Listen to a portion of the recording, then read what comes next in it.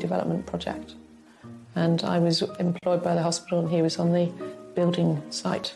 The contractor said to me, we have one of the hospital managers who's not particularly easy to get on with, Gary. We might need you to meet her to try and smooth her over a bit. And I did, and thus we're here. Sheila and Gary live in Wandsworth, southwest London, and after a lifetime of work, they've decided they want to slow things down. Maybe it's time to use if you like, the autumn of our lives while we've still got good health and have a change. It's the right time. I don't want to wait until I'm 65 and then be too old to do the exploring. Although they've loved city life, it's no longer the place they want to call home. We want to be a little bit more isolated, a little bit more rural, and enjoy that outside life rather than the cosmopolitan life in London. We would like to own a dog as well. Those people who own dogs tend to statistically live longer, and I'm up for that. The two of them are free to make their rural move, as Gary's daughter is now grown up. And Suffolk has many selling points that appeal to them. It's got a mix of the things that we like. We like being near or easy access to the sea, but also easy access to lots of countryside and areas to walk. Since giving up work, they're already investing quality time in doing the things they love. We've enjoyed the sort of retirement for the last 2 or 3 months, and it's spending time together and getting our routine out of a routine. I do quite a bit of reading. Cooking we do quite a lot of. Gary's taking that up. We do that together. And I find it quite relaxing, to be honest. I'm looking forward to the better weather coming so I can get out on the roads on my motorbikes. I'm very interested in those. Sheila's also working on a new venture for when they move. I'm using the opportunity to do some retraining, so I've chosen to do more Pilates. To me, it's totally different to anything I've ever done before, from being a director to then doing an exercise and being a teacher. So it's a huge learning opportunity, and then be able to use that when I move to the country, to be able to teach some ladies who live in the local community, in the church hall, or to people in their houses on a one-to-one basis. With their house under offer, their Suffolk dream is an exciting step closer to becoming reality. We both have the ability to be able to entertain ourselves but be harmonious. That will be amplified when we're away from London. Don't get me wrong, I mean, I haven't got any issues with London. I've had a great time here. We just know it's time for a change. Only that it's difficult to heat, and some of them have very few bathrooms, and having enough bathrooms when people come to visit is quite important. So that's interesting, because obviously if you want an older property, sort of pre-Victorian, they often don't come with all those mod cons. And it's those sort of compromises. It's seeing what's there and then trying to work what's really important. Gary, you've been in the property trade. Are you willing to do some work on a property? Oh, without doubt, yes. I'm happy to put some effort in. I don't want to sort of have to start knocking things down and completely reconstructing them. Remind me of your budget. Well, ideally, we'd like to be in the £450,000 to £500,000 marker. Well, we've got 3 lovely properties lined up, and they all sort of offer different things. We're looking forward to it. Come on then, let's go and get in the car. Sheila and Gary's top budget is pretty generous for the area, as they don't want to be on the coast. They're looking for a house with lots of character that provides them with a large kitchen diner for them to embrace their love of cooking and entertaining. Gary would like a garage and workshop space where he can get his hands dirty and store his motorbikes. And also on the list is 3 to 4 bedrooms, an office, a manageable garden, and they'd like to be near a village. And best of all, they're open to compromise. Taking their requirements on board, we've selected some fantastic and varied properties, but the crucial price will only be disclosed after they've toured the house. The final stop will be at the mystery property, which may at first glance be missing a vital ingredient, but in fact could offer them even more than they could imagine. We're kick-starting our property search in the rural village of Thorpe Maru, which is 10 miles southeast of the market town of Bury St Edmunds. Thorpe Maru sits in a conservation area, and the countryside provides plenty of potential dog walking opportunities. From every vantage point in the village, the tower of the Church of St Mary's stands tall, overlooking the surrounding fields and grazing livestock. The nearest shops are around 2 miles away, but there is a village hall which could provide the perfect setting for Sheila to hold her Pilates lessons. Close to the hall is this immaculate thatched cottage, dating back, in part, to the late 17th century. Here we have it, offering number one. Beautiful. Chocolate box. Well, it's a proper Suffolk longhouse. Right. With quite a bit of history, actually. It was the village shop for many years. It goes back about 350 years. And it was originally just a two-bedroom cottage, and it's been extended over the centuries as a Victorian extension, and then this bit at the back is a very modern extension. Looks onto countryside all around. I think it's very quaint. It's proper sort of Suffolk-looking building. It's lovely. And we do have a nice, good-sized garage. Yeah. Yes. Which is not always a given on these properties. So, shall we look inside? Yes, it'd be nice to see. This whitewashed cottage is Grade 2 listed, which Sheila and Gary weren't too keen on, but they did say they'd be open-minded. It's been extensively updated by the current owners and successfully blends country cottage charm with comfortable contemporary living. Now, mind your heads. So, a few beams in here. So this is the dining room hall, but I want to take you through to the sitting room. This is the oldest part of the house.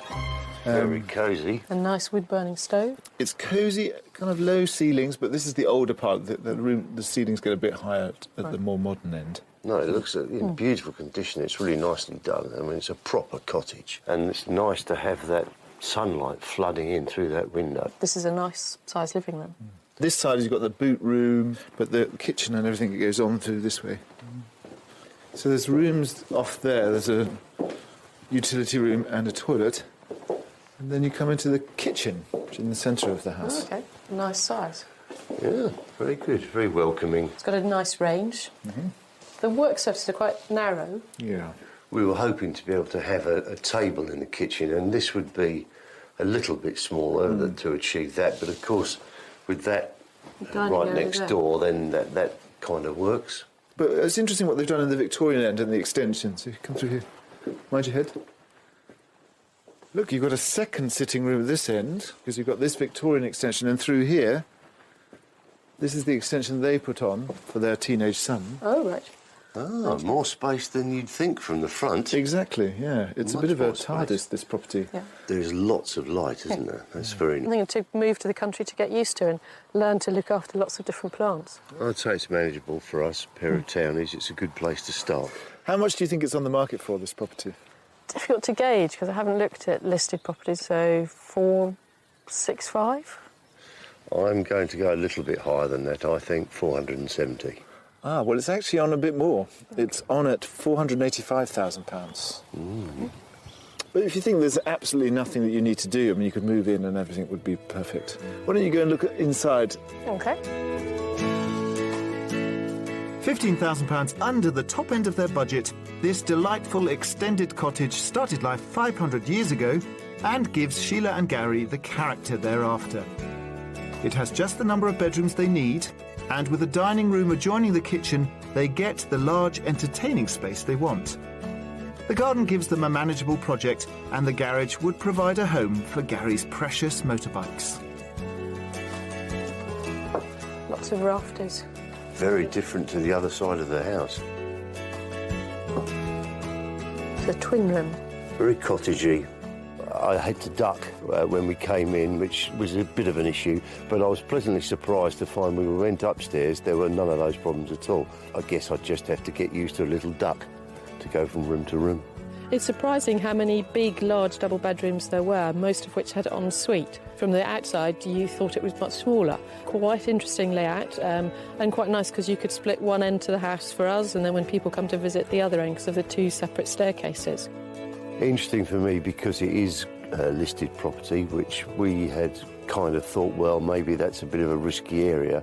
But being as it's in such lovely condition and been cared for so well, I'm not too daunted by that.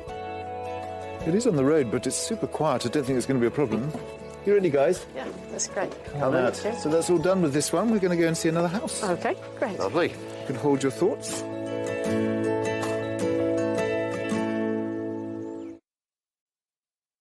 Preserving them so they look just as striking as they did centuries ago is a skilled and lengthy process. Sarah Partridge runs a restoration project which offers courses in traditional timber framing and restoration skills. Sheila and Gary have come to meet her in the shade of St John's Grove woodland in the village of Battersford, right in the heart of Suffolk. With his background in construction, Gary's looking forward to learning all about this centuries-old technique. Sarah, how old are these trees? The younger ones are about 50 years old. They're seedlings from some older oaks. There's been a wood here for 500 years.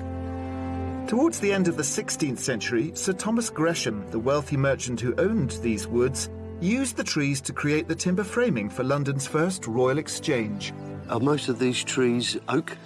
There's a lot of oak in this wood, but we've also got some hornbeam coppice, and we've got an understory of thorn. The oak used for the distinctive beams in Suffolk's traditional buildings is called green oak. It's usually sawn from newly felled trees and hasn't had time to dry, so it's easier to cut with traditional hand tools. This is what Sarah and her team of volunteers are using to restore a barn dating back to the 1600s in a neighbouring village. We have been able to source timber for our roof rafters from these woods. Right. So I like that there's a direct link throughout history that we are continuing. What would make a good tree for the purposes of construction? If you'd like to follow me, I'll show you. Perfect. So let's have a look at this tree. It's nice size, nice big trunk. So out of this tree, usefully, probably what, there's 3 decent length beams, is there? I would hope so. It depends on the amount of sapwood.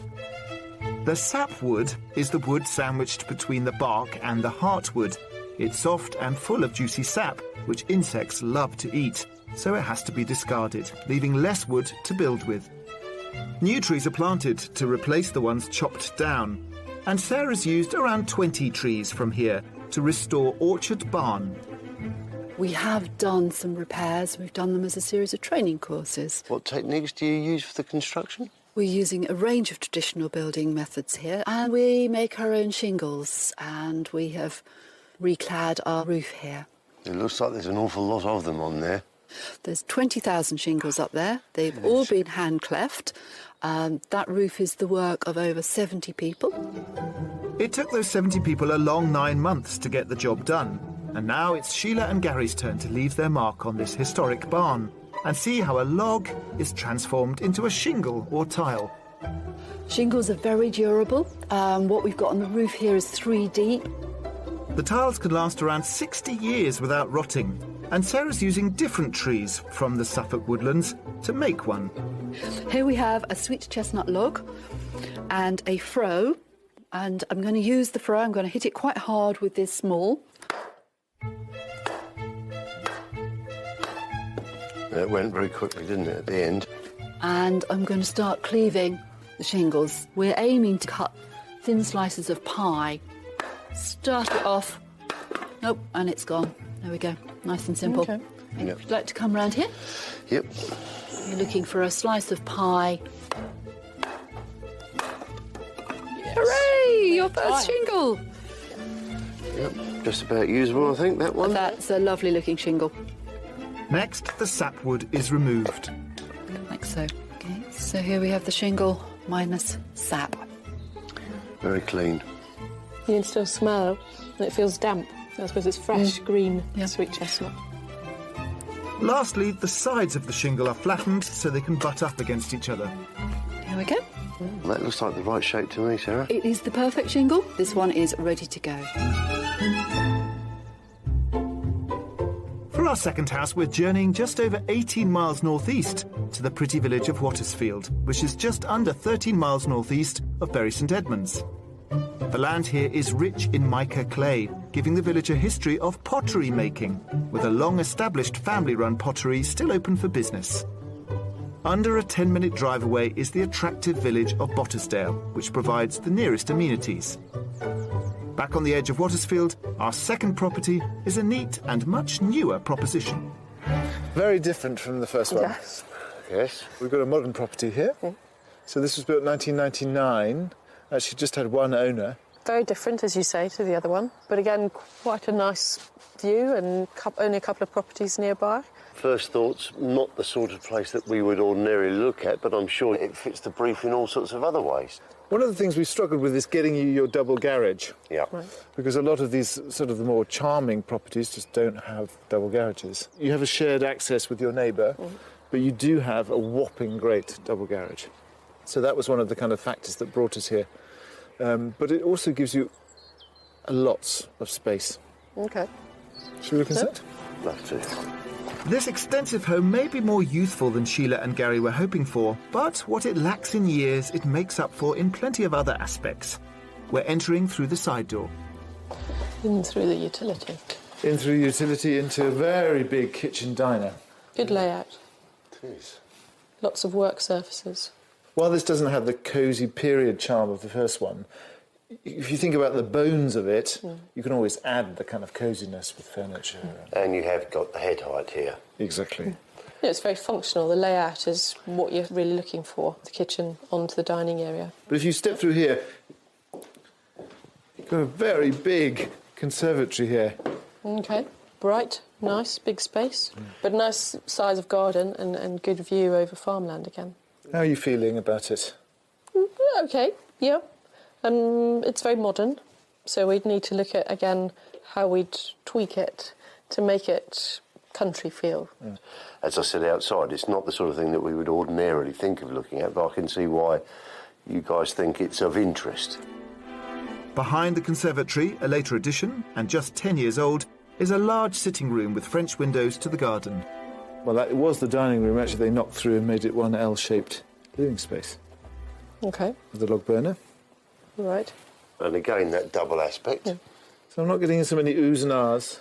No, I guess it's partly because we've moved to the country, you want some country characteristics. Yes, it's got a nice wood in the hearth sort of over the fireplace, but it looks a modern piece of wood. The house may not have historic features, but the ground floor does have a study, and upstairs there are 4 bedrooms. At the top of the stairs there are 2 sunny doubles and a bright single, which all make use of the family bathroom. And on the other side of the house there's the master. Nice size. Oh, yes. Lots Decent of size room. storage. Shower room. Nice, quite spacious. Yeah, decent sized master bedroom.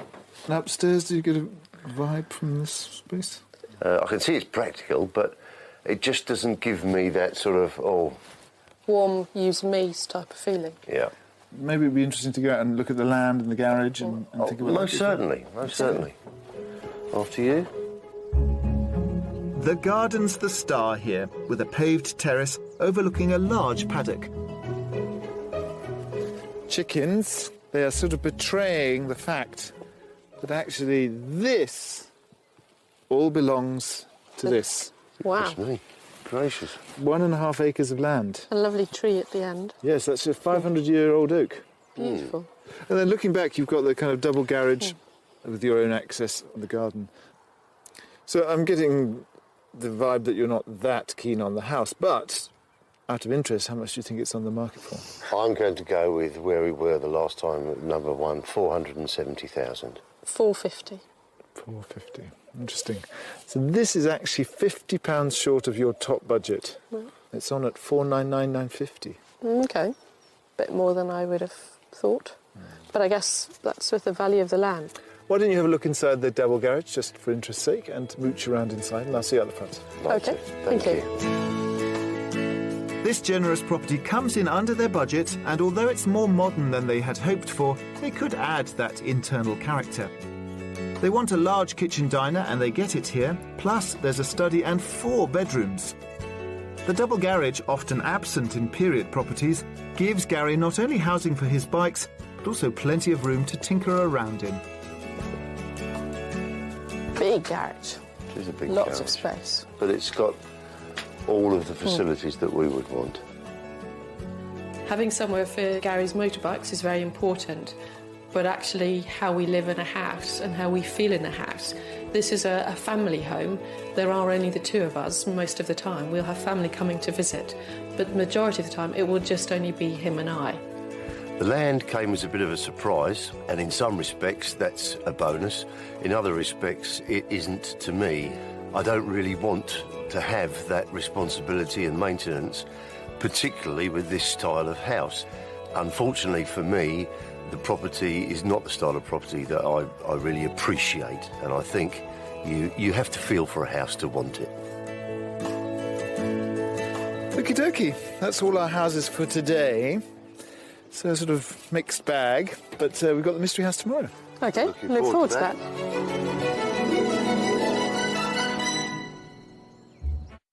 And with a healthy budget of £500,000 in their pockets, we're hoping to find Sheila and Gary a country home that wins their hearts. Coming up, there's our mystery house to unwrap. I say, no, that is a surprise. Wasn't expecting this, no.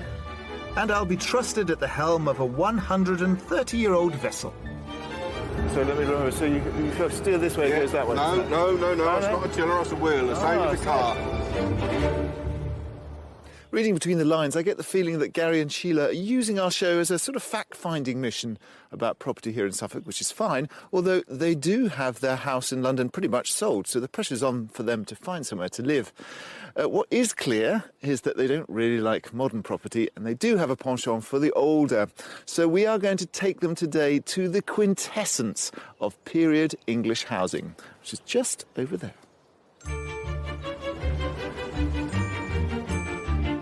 For our mystery property, we're travelling around 25 miles south to the other side of Bury St Edmunds and the village of Lavenham. It's one of the most beautiful and best preserved medieval villages in England, with many of the timbered facades harking back to a time when this was a centre for silk weaving. Nowadays, its streets are home to an array of thriving local businesses. I've brought Sheila and Gary to the heart of the village. One of the things we picked up emphatically yesterday was that you weren't so keen on the modern property. No. So we have brought you to the epicentre of ancient, beautiful period properties in Suffolk, which is Lavenham. It's great. I mean, some of these properties, the Guildhall over there, I mean, are really iconic. But also, it is a great community. Right.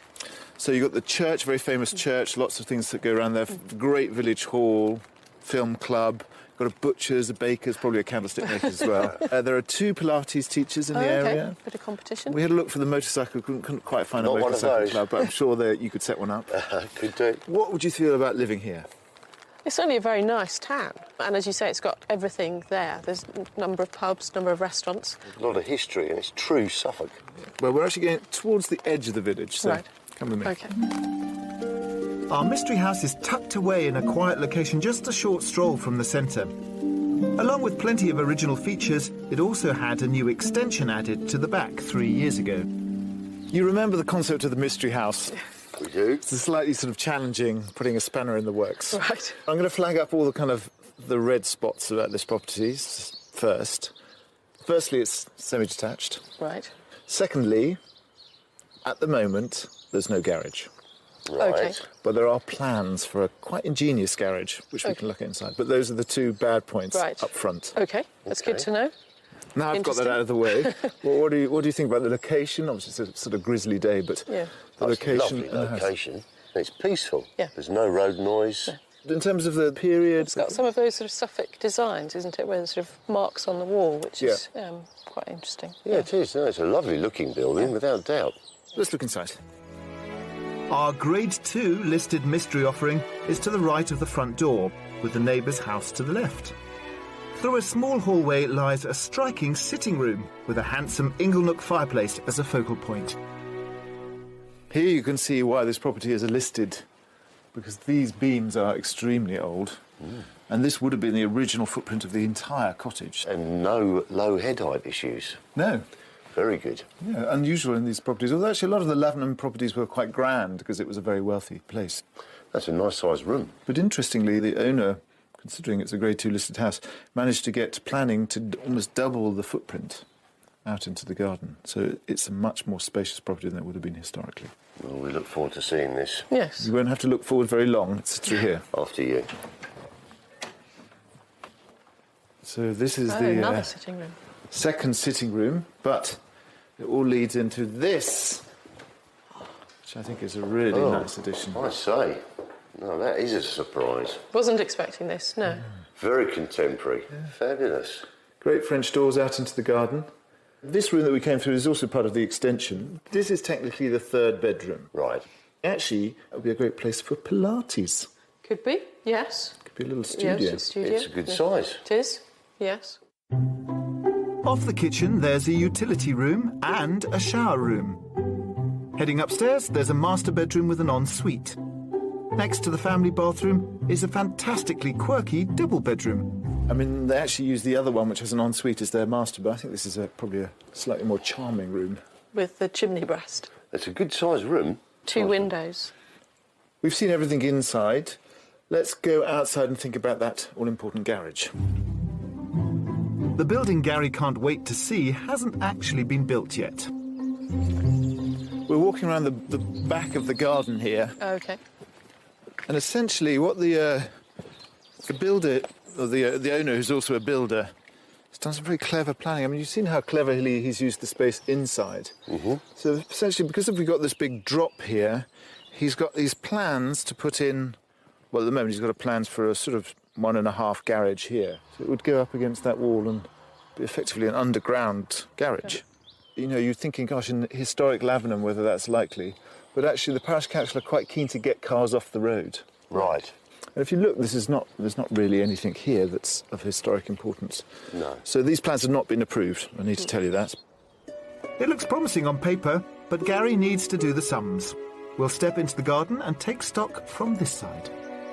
This would be the roof of your garage, Yes. OK. and underneath this bit of grass in the corner here.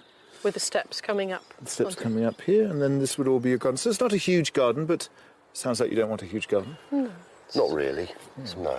Big enough space to have a couple of areas to sit at. So how much do you think it costs? That's the crucial element. 480. That's interesting. I'm going to stick with where I was yesterday because I want to ring fence 30,000, roughly, to do the garage work. So I'm going to stick at my 470. Tried and tested. Well, in this instance, both of you are a bit pessimistic because actually this is on the market for 450. Oh, OK. Oh, that is a surprise. Quite interesting. Different than I thought. 450? For being so close to the centre of the village. Yeah. Oh. I think this is a really interesting property for you guys. Not what you're looking for, but nonetheless thought-provoking. Yes. So go inside and be provoked. OK. We'll do that. And shelter out of the rain. Thank you. Yes, that is the response I wanted. It's a bit of a risk because obviously no garage, only 2 bedrooms, but I think it's an exceptional property, and I think it's going to shake up what they're looking for, which is exactly what the Mystery House should do. Our Grade 2 listed mystery property is a gratifying £50,000 under Sheila and Gary's top budget. It may be semi-detached, but its mix of historic bones and a modern airy kitchen exceeded their expectations. There are only 2 bedrooms, but there's a perfect space downstairs, which could double up as a spare room for guests and a Pilates studio for Sheila. The size of the garden wasn't a deal-breaker, but the garage was, so luckily plans have been drawn up that would make it just the trick for Gary. Quite a surprise. A house we wouldn't normally have chosen to go to, a listed property, and from outside it being semi-detached, very narrow. But then when you come inside, it just keeps going. There's room after room, and the kitchen, dining is a fascinating room. The great surprise was coming through into the new extension area and walking into the kitchen, and it's been very nicely done. It's very contemporary, and because Sheila and I spend, like most modern families, most of our time in a kitchen diner, this definitely ticks that box. The plot and the location in the village is ideal. To be right in the centre of the village is actually something we hadn't considered. We haven't looked at any properties in the village before. I'd say the Mystery House is more of a surprise house, really. It's certainly something for us to consider very, very seriously. That was your Mystery House in Lavenham. That was very nice. I enjoyed that. Yeah. Yes. Lots of smiles. Good fun. Good fun. Good fun indeed. Let's find someone to have a cup of tea in this lovely village. Okay.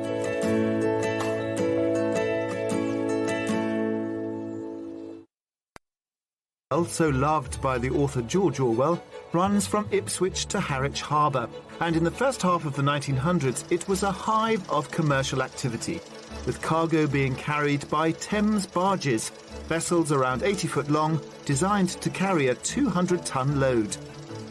One of the few barges to survive is the Victor, built in 1895, near the wet docks here in Ipswich.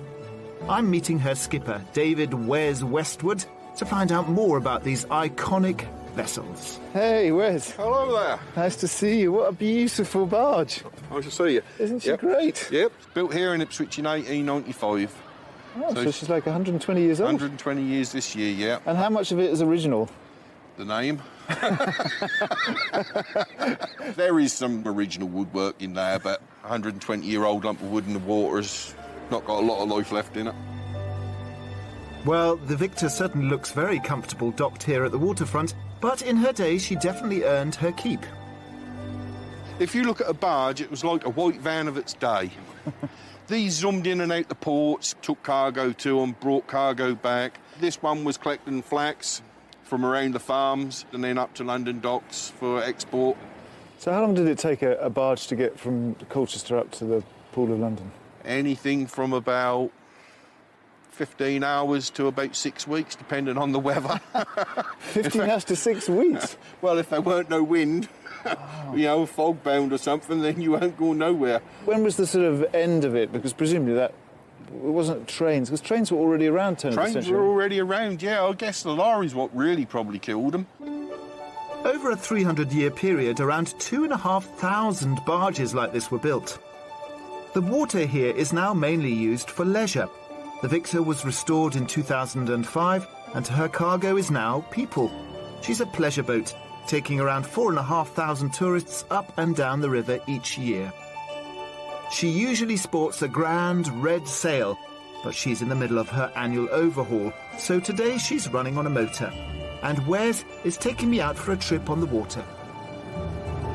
So have you been your whole life on the boats? In my working life, I've worked afloat on one thing or another, whether it be dredges, marinas, on the ports equipment here.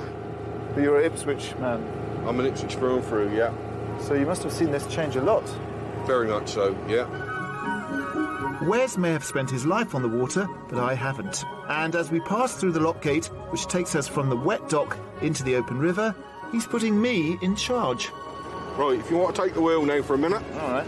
See the big blue crane? Yep. Don't hit it. So shall I come this side? Stand whatever side you feel comfortable. So let me remember, so you steer this way, it goes that way? No, it's not a tiller, it's a wheel, the same as a car. That's it. We want to go back again. A little bit more, stop a turning. That's it. So back in the day, when it was under sail, obviously a bit more tricky with the sails. Yep. So how big was the crew? Two. Two? Two. Man and a boy. Wow. Or man, a boy and a dog, actually. The man told the boy what to do and the dog bit me, didn't do it. And you've been on her for? 10 years I've been skipper this one, yeah. So what's the magic of Victor? What's the magic of being on this one? That's a hard question. They're all magical. They've all got something to them, but just I've put a lot of time and effort into this one, so it really is sort of hard to let it go. So I'm just trying to imagine what life on the barges would have been like. Well, if you want to go and talk to Merv was actually lived the life. He was mate on barges in the 40s and 50s. So if you want to go and talk with him, he's the best bloke to talk to. Good, I'll surrender the wheel. Thank you. Merv, hello. Pleased to meet you, sir. Wes says that you were a proper bargeman. Oh, yes. I've done all the thing from cook right up to mate. So what sort of period of time are we talking? When was the tail end of that barge life? About 1960, 61. As the mate, what were you responsible for? Virtually everything. Looked after the barge, trimmed all the lights because they were all paraffin lights, wash it down when you've discharged, help to cover up, put the ropes all back. So what is the attraction? What's the charm of it? Because, you're still on a barge now. Well, it's just the fact that's in me. From 6 years old being aboard a barge, you don't never lose it. I thoroughly enjoy it. I can see, yeah. A life on waterways is clearly in Wes and Merv's blood, and in this beautiful Suffolk setting, I can see why. Lavenham's magnificent wool church might be the magnet to pull Sheila and Gary into the village, because they really did like the Mystery House, but did they like it enough? Let's find out. This has been a very interesting week in Suffolk. It has. Certainly. It's been quite an education and opening us up to things that we wouldn't have looked at before, and helped us prioritise. Now, I got the impression that the Lavenham property, the Mystery House, was your favourite. Is that correct? When we turned up, initially it didn't entirely fit the brief. As you pointed out, it is semi-detached. But it was great fun, and the journey.